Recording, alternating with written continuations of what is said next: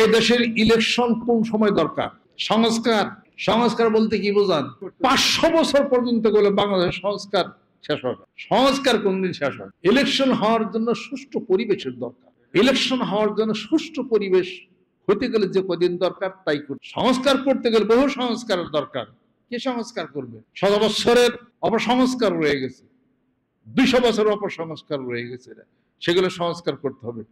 ধর্মীয় সংস্কার করতে হবে, শিক্ষা ক্ষেত্রে সংস্কার করতে হবে, হুজুরদের মধ্যে সংস্কার করতে হবে, দলে দলে সংস্কার করতে হবে, বৈষম্য দূর করতে হবে, অর্থনৈতিক সংস্কার করতে হবে।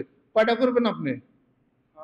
ইলেকশনের সুষ্ঠু পরিবেশ যেটা না হলে নয়, 1 নম্বর।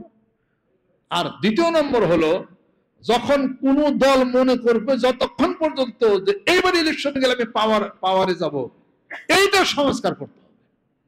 কথা কি জ্ঞানে ধরছে? আমি যদি মনে করি ইলেকশন আমি পাওয়ারে যাব না, তাহলে আমার খুব গুরুত্ব তাড়াতাড়ি ইলেকশনটা দেওয়া। কথা লক্ষ্য করছেন? আপনি কেমন করে বুঝলেন যে আপনি ইলেকশন গেলে আপনি পাওয়ারে যাবেন? আপনি কি করে বুঝলেন এটা?